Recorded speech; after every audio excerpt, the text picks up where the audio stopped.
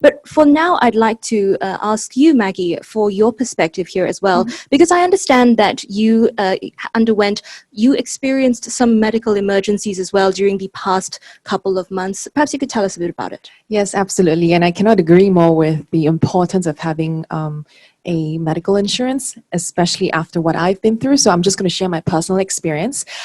Just shortly after MCO was implemented on the 18th of March, towards the end of March, I was diagnosed with dengue. But of course, before finding out that it was dengue, I had a really serious health scare, worrying that it could have been COVID-19. So thank goodness it wasn't. So dengue, and I was hospitalized. And then about 2.5 months later, I actually fainted in the bathroom after just recovering from dengue. So I thought it was probably an after effect or whatnot. So it turns out it was something else, which was a ruptured ovarian cyst, which was about 5 cm in diameter, which is quite huge, and also an inflamed appendix. So in general, I am pretty healthy.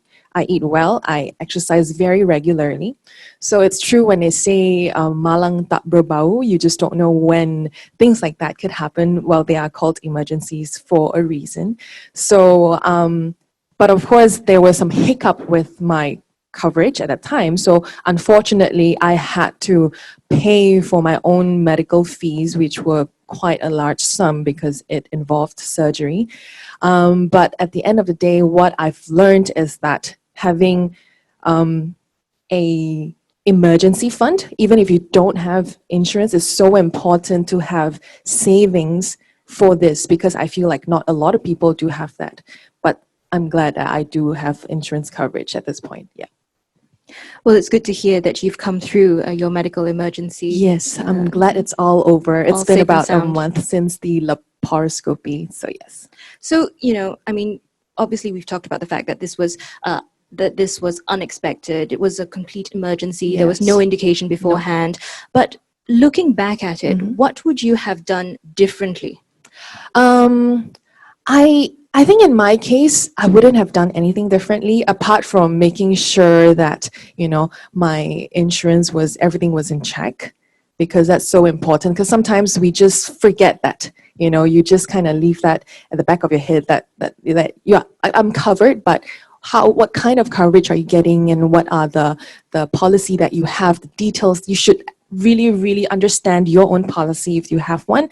But I think in general, I would maybe do more health screenings, which Dr. Faisal mentioned earlier. But in general, I do go for health checks pretty regularly. But I guess in my case, it was just really unfortunate that it happened within such a short time, which was really unforeseen circumstances. So I would say, to sum it up, make sure you know what you're covered for, and make sure you know your policy, know it well, how long you're covered for, and also the types of policies that's available, because there's health, there's life insurance, there's travel insurance, there is car insurance for accidents and stuff like that.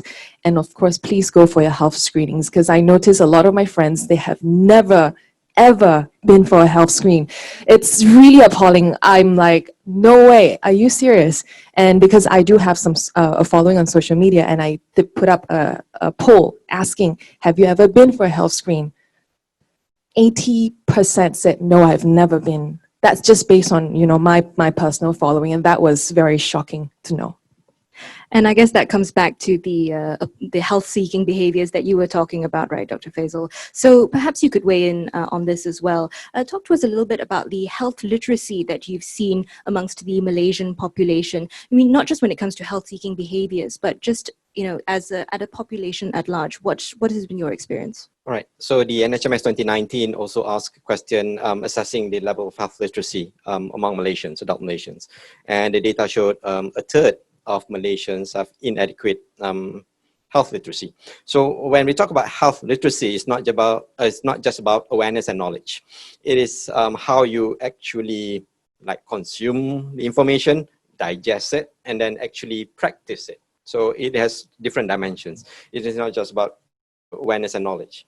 Yes, awareness and knowledge is important to change behavior. By itself, it does not change behavior. We all know this. Otherwise, no doctors will smoke, right? And I'm sure you know doctors who smoke. Sorry to doctors out there.